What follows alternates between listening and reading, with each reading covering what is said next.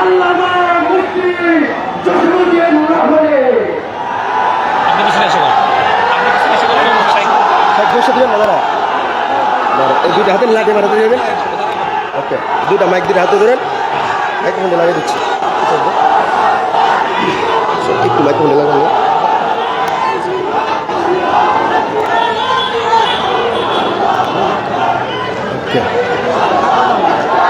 আসসালামু আলাইকুম ওয়া রাহমাতুল্লাহি ওয়া বারাকাতুহু। হামিদান ওয়া মুসাল্লিয়ান ওয়া মুসাল্লিমা আল্লাহ সুবহানাহু ওয়া তাআলার মহান দরবারে শুকরিয়া জ্ঞাপন করছি, যিনি আমাদেরকে 2013 সালে তাওহীদি জনতার রক্তে রঞ্জিত শাপলা চত্বরে দাঁড়িয়ে আবারও সেই এক আসন্ন চক্রান্তের বিরুদ্ধে দাঁড়াবার জন্য তৌফিক ইনায়েত করেছেন। এজন্য বলি আলহামদুলিল্লাহ। শয়তান অনেক সময় সত্য কথা বলে।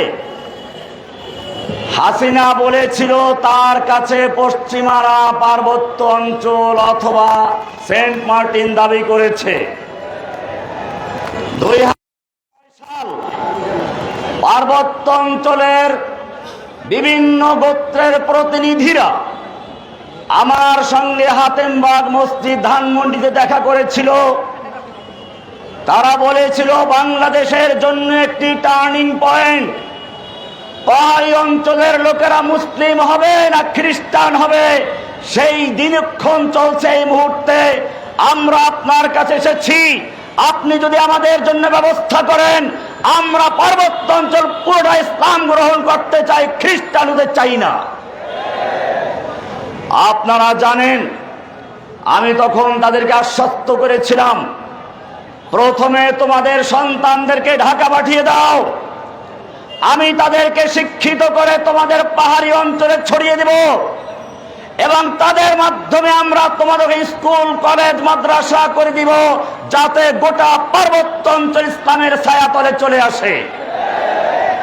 আপনারা জানেন সেই উদ্দেশ্যে যখন বান্দরবনে 200 পাহাড়ি অঞ্চলের বাচ্চাদেরকে জড়ো করা হয়েছিল, 50টা বাস ভাড়া করা হয়েছিল তাদেরকে ঢাকায় আনার জন্য, তখন দেশের এনজিও গুলো যারা পাহাড়ি অঞ্চলকে খ্রিস্টান বানাতে চায় তারা আমার নামে শিশু পাচারকারী অভিযোগ দিয়ে বিভিন্নভাবে মিডিয়াকে প্রভাবিত করে সারা দেশের পত্র পত্রিকায় প্রচার করলো জসিমউদ্দিন রহমানী শিশু পাচারকারী।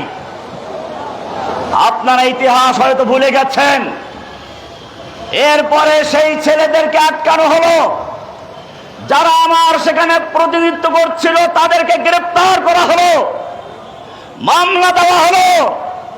আমি সেদিন উত্তরবঙ্গে একটা মাহফিলে ছিলাম, রাত্রে এত কিছু জানি নাই। সকালবেলা যখন মোবাইল ফোনটা খুললাম, অনেকগুলো মিস কল ঢুকতে থাকলো। এক পর্যায়ে একটা সরাসরি কল আসলো। কে বলছেন? আমি বান্দরবনের এসপি বলছি, আপনাকে রাতভর খুঁজেছি, আপনি কোথায় ছিলেন, আপনি কে, আপনার কি পরিচয়? আমি বললাম আমি জামিয়া রহমানিয়া মাদ্রাসার মুহাদ্দিস, ধানমন্ডি হাতেমবাগ মসজিদের খতিব। তিনি বললেন আচ্ছা তাহলে কেন এটা হচ্ছে, আপনি কি জানেন আজকে পত্রিকা কি হচ্ছে? আমি বলি কি হচ্ছে? সব পত্রিকা কিনেন দেখেন। আমি প্রথমে প্রথম আলো পত্রিকাটা পেলাম, দেখলাম শিরোনাম করা হয়েছে মুফতি জসিমউদ্দিন রহমানী শিশু পাচারকারী। কারা এটা করেছিল? এরপরে সেই পত্রিকার কাটিং বিভিন্ন মসজিদে বিতরণ করা হয়েছিল। কেন কারা করেছিল? কারণ ওই সময় এনজিও গুলো বুঝতে পেরেছিল রহমানীর এই অভিযান যদি বাস্তবায়ন হয়, পার্বত্য অঞ্চল আর 10 বছরের মধ্যে পুরো মুসলিম হয়ে যাবে, খ্রিস্টানদের রাস্তা থাকবে না। সেই সময় আমাকে গ্রেফতার করানো হলো। এরপরে গোটা অঞ্চলকে খ্রিস্টান বানানো হলো। এখন সেই খ্রিস্টানরা আমাকে জানিয়েছে এখানে মুসলিম হলে পরে তাকে বিভিন্নভাবে নির্যাতন করা হয়, খ্রিস্টান হলে তাকে পুরস্কৃত করা হয়। এবারে আসুন আসল জায়গায়। কেন বাংলাদেশে মানবাধিকার কমিশনের প্রয়োজন হলো এখন?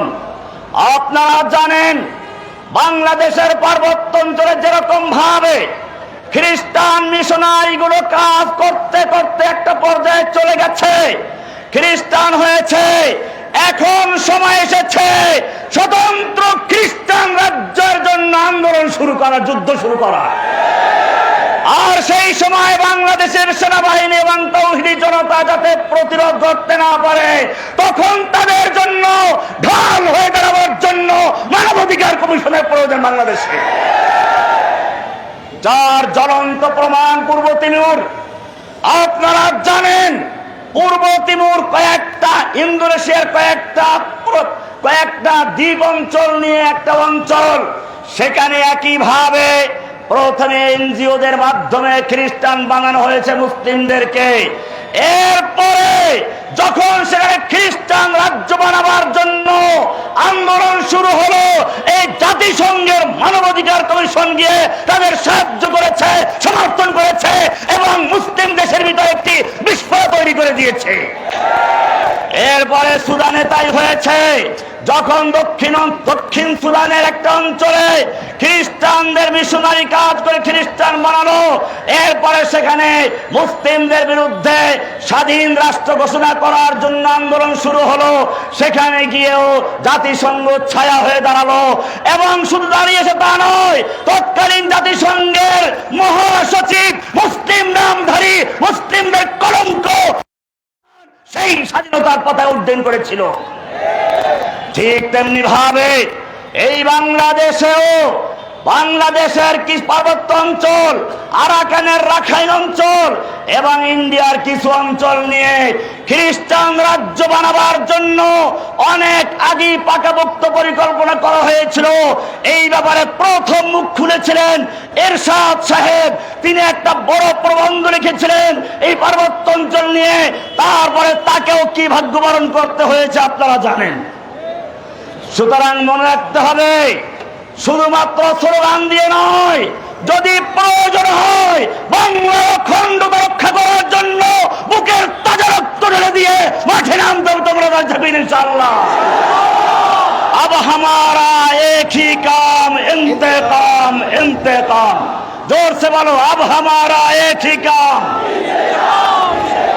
कदम बढ़ाओ शेर हमारे, हम तुम्हारे साथ हैं। कदम बढ़ाओ शेर हमारे, हम तुम्हारे साथ हैं, हम तुम्हारे साथ हैं। हम तुम्हारे साथ हैं। आपके एक इशारे पर हम मरने को तैयार हैं। आखिर दावाना अल्हम्दुलिल्लाह रब्बिल आलमीन।